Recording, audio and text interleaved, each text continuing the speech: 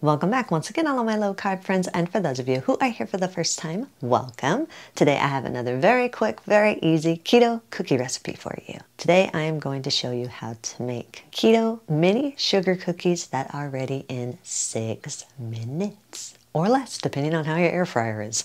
I love this recipe. It's quick, it's easy. Y'all know I love quick and easy recipes. So if you want a printable version of this recipe, you can check out my website at janet'sdeliciouslowcarbkitchen.com. You can find a printable version of this recipe and other goodies there for you. And if you're new to the channel and you want to see lots of easy, delicious, low-carb keto recipes, make sure you click that subscribe button and click the notification bell that's right next to the subscribe button. That way you can be notified every time I put out videos, at least every Wednesday and Saturday. And if you'd like to help support the channel, make sure you scroll down in the description of the video. You'll see some affiliate links. Anytime you purchase anything using those affiliate links, a small portion of your purchase will go to me and help support the channel. Also, I have branched out to a platform called cal.com. And one of the cool things about cal.com is you have the opportunity to be able to tip me. And any tip you give will go directly to supporting this channel. So I'll put a link in the description to cal.com. You can head over there, like my video or my profile, and if you would like, you can leave me a tip. So, while you do all that, let's get cooking.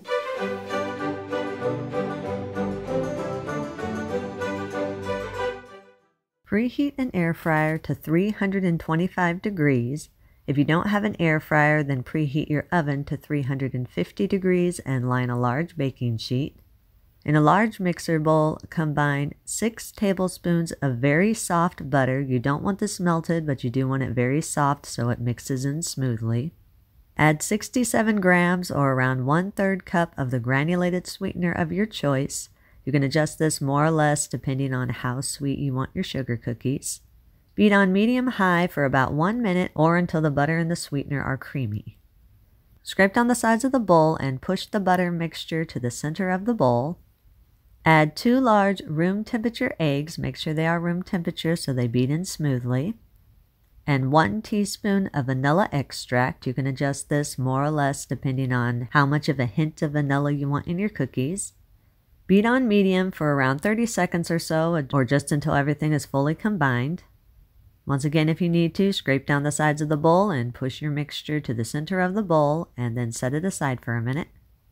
In a separate bowl, sift together 56 grams or around a half cup of coconut flour, 5 grams or around 1 teaspoon of baking powder, and 1/4 teaspoon of salt. Sift the dry ingredients all together until there are no lumps. Turn your mixer on to low and gradually add the dry ingredients to the wet ingredients. Make sure you just do this a little bit at a time, then allow the dry ingredients to beat into the wet ingredients, then add a little bit more, and continue to do that in small amounts until all the dry ingredients have been added to the wet ingredients. Once all the dry ingredients have been added, then increase the speed on your mixer to medium-high and beat for another 30 seconds or so, or just until everything is fully combined and a smooth dough forms. Scrape down the sides of the bowl and push everything to the center of your bowl. Then form the dough into a smooth ball. Place the dough ball in your mixer bowl and leave it uncovered, then place it in the refrigerator and allow it to sit in the refrigerator for about 7 to 10 minutes. This is just going to help the dough absorb any extra moisture and get a little bit firm for you. If you are planning on rolling the dough out and actually using cookie cutters to shape your cookies, then you'll need to let the dough sit about 10 to 15 minutes so it can get extra firm. After you've let the dough sit in the refrigerator for a few minutes, remove it from the refrigerator and test your dough a little bit. The dough should be firm, but it shouldn't be dry. It should just feel firm with a little bit of moisture still to it. Line a clean work surface with a silicone baking mat or with parchment paper. Scoop the dough out 1 tablespoon at a time onto your work surface. Roll each one of the scoops into tight, smooth balls. Use your hands and slightly press the tops of the dough balls down to form a disc shape. Make sure you do not press these too thin. I've told you guys before about cooking cookies in the air fryer. Once they start cooking, they become light, and if you press them out too thin, they'll start flying around in your air fryer like little frisbees, and they'll end up stacking on top of each other, and you'll have this morphed blob of cookies. So make sure you just barely flatten the tops a little bit, just enough to make it look like a cookie shape. It does work better for these particular ones if you just roll them into a ball and flatten the tops. But if you do want to use cookie cutters and shape them into different shapes, you can. Just be careful not to make them too thin. Once your cookies are all shaped, line your preheated air fryer with a silicone mat or with some parchment paper. Again, I always tell you guys this, and I always will, never put loose parchment paper into your air fryer. It is a fire hazard. Always make sure that your parchment paper is weighted down. Place your shaped cookies into your air fryer. Make sure you leave some space in between each one of the cookies. You don't want them cooking together, and you want them to have an even cook all the way around the edges. If you're baking these, then just place them on a baking sheet with some space in between them. Air fry at 325 degrees for 5 to 7 minutes or until the cookies are golden.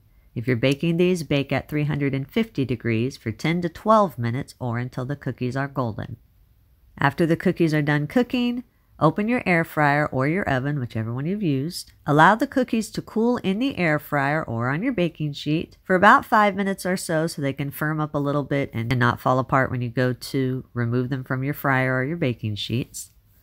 After about 5 minutes and the cookies have firmed up, transfer them to a wire rack and allow them to cool completely before applying any icing or frosting if you choose to apply any icing or frosting. As they cool, they're going to continue to firm up. Once your cookies are completely cooled, for the icing, combine 63 grams or around a half cup of the powdered sweetener of your choice. I'm using the powdered monk fruit allulose blend that I make because it does not have an aftertaste. You can use any powdered sweetener you want. Add a 1/4 teaspoon of vanilla extract and 10 milliliters or around 2 teaspoons of the keto milk of your choice. My favorite keto milk is always coconut milk. You can use whatever keto milk you want. Whisk everything together until everything is fully combined and you have a smooth icing. Make sure the powdered sweetener gets fully dissolved and you have nice smooth icing. Apply your desired amount of icing onto each one of the cooled cookies, then allow the cookies to sit for about 10 to 15 minutes so the icing can set in and start firming up. Alrighty, so we are back with my cute little mini cookie. Isn't that so cute? Now, of course, you can put any type of frosting you want on this. You don't have to put the glaze that I showed you in the video, even though that is like the easiest thing in the world to do. Or, if you don't want any type of frosting or glaze, you can leave them just plain. Before we make any verdict on whether or not it's going to taste good plain or glazed, we have to taste it, right? Yes! So let's see how this tastes.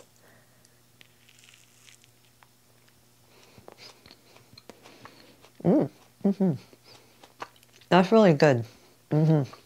I love the little hint of vanilla that I put in the cookie and in the icing. Just that little tiny hint really brings out the flavor of the cookie. It's a softer sugar cookie, but to me, this is just the right texture. I like my sugar cookies a little bit on the soft side, especially since we have to make them a little bit thicker in the air fryer. Now you can put any extract you want in the cookies or in the glaze. If you want your cookie to more have a maple flavor, you can do maple extract. If you want the frosting to have a mint taste, you can put mint extract. If you want your icing to have color, you can put some color in it. Whatever your little heart's desires, make these as pretty and as creative as you would like. But yes, another thumbs up for me. Yay! You can eat these immediately. If you do have any leftovers, store them in an airtight container at room temperature for up to 3 days. Or in an airtight container in your refrigerator for up to 5 days, or store them in a freezer-safe airtight container and freeze them for up to 3 months. Now, if you're wanting your cookies to be more of a crisp cookie, then once your cookies are all baked and cooled, and if you decide to ice them, then just allow your cookies to sit on the rack overnight so they can continue to dry out. Coconut flour baked goods always have a lot of moisture, so if you're wanting them to be more firm and a little bit more on the crisp side, then you do need to let them dry out overnight. Eat and enjoy. And that's our recipe of the day. I hope you enjoyed it. If you did and you want to see more videos like this, make sure you click that thumbs up like button, click that subscribe button, leave me a comment if you want to. Let me know if there's any recipes that you'd like to learn how to make, and I'll do what I can to get those out there for you. And as always, keep cooking.